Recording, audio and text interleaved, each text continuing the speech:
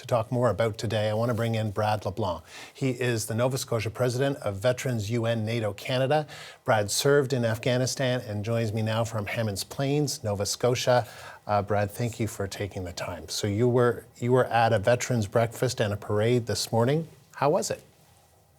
Yeah, I was. My veterans group holds a breakfast every Saturday, and of course on Remembrance Day we hold one Remembrance Day morning at a local steak and stein restaurant that we frequent. It was great. We had a lot of veterans there, and just to mark the day together and to have a bite to eat, say a prayer before we all head out to our local community cenotaphs. And Brad, go ahead. I was just going to say I attended the ceremony at Grand Parade that you guys were covering earlier. It was great to see so many people out. There was thousands of people down there. Heartwarming for veterans to see the crowds fill the cenotaph spaces up after a muted year last year. Yeah, because there is such a strong military community in the province of Nova Scotia, right? And in the past, Brad, I understand that you've avoided Remembrance Day ceremonies. Can you tell us about that and why you did? I attended a service in Kabul in 2012, and at that time, Remembrance Day took on a new meaning for me because the service was in a war zone, and it was very solemn and serious. And I think like the weight of the surroundings changed the meaning of the day for me personally. And so when I came home, the thought of attending a cenotaph on Remembrance Day and paying homage to the traditions of Remembrance Day that we have growing up in Canada, World War I, World War II, the Korean War, with so much of the attention focused on those unfortunate events. I didn't feel there was a place for me. So I largely avoided it until I found Veterans UN-NATO Canada and started reintegrating with the veterans community locally. I mean, it's like thousands and thousands of Canadians served in Afghanistan over that 10-year plus mission. I mean, the number of Canadians who served there is just, I don't know whether Canadians would be surprised to know, but it's very high. The loss was also very high. You talk about that ceremony that you attended in Kabul.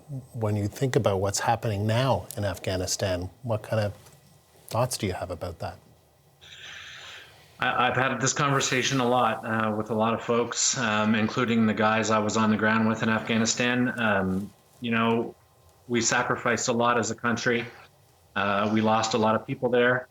And so, I missed the birth of my daughter while I was there. My roommate missed the birth of his son. And we wondered, when the Taliban took over, was it all for nothing? But what I like to remind people is that the Afghan forces may have laid down their weapons and chose not to fight for the freedom of their sons and daughters. But because of the contribution that Canadian soldiers made over the last 20, 15 years in our case, I think that we brought up a generation in Afghanistan who's had a taste of what freedom and some semblance of freedom looks like. And I think that, you're going to see them fight for it themselves because they know what they've lost now because we showed it to 15 years. I think you're so right about that, Brad. It's such a young country, literally. In other words, so many people in that country only knew what life was like after Canadians, Americans, and others like you went into the country. And so to have the Taliban back to them is just not even something they can comprehend. So I think you're right to point out that it'll be interesting to see how all of that plays out.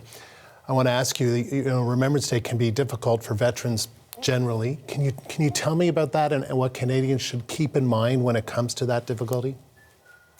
Yeah, as I alluded to before, it's difficult for veterans who served in conflict or even in a conflict zone. Maybe they weren't in a combat role. I was not in a combat role in Afghanistan, but you still see and smell and feel what war is like.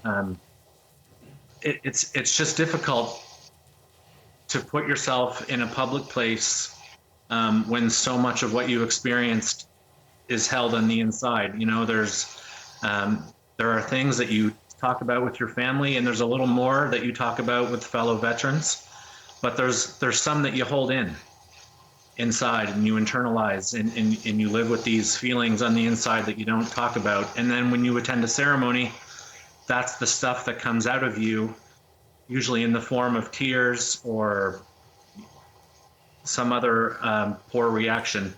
And it's uncomfortable to be around a lot of strangers and in a big crowd of people who might not be able to understand what you're going through on the inside. That's really an interesting point that you make, that it's like this public emotion that you're experiencing. You're not alone or with your family. It's just there you are in front of thousands of people and having those emotions. I didn't think of it that way, and how that would be something that would be challenging. How do you think Remembrance Day will change in the coming years or decades? Well, here's the way I look at that. You know, Remembrance Day started for World War I and then World War II. And so we, you know, for my entire life, we've been celebrating those folks who fought in World War I and World War II, and we've had, you know, the number of World War II veterans slowly dwindling. And now you're lucky to have one or any show up at a cenotaph in your community because they're aging out of the population. And so we have a new age of veterans, all those folks who served in Afghanistan, and, you know, naval folks who've been serving overseas and spending so much time away from family.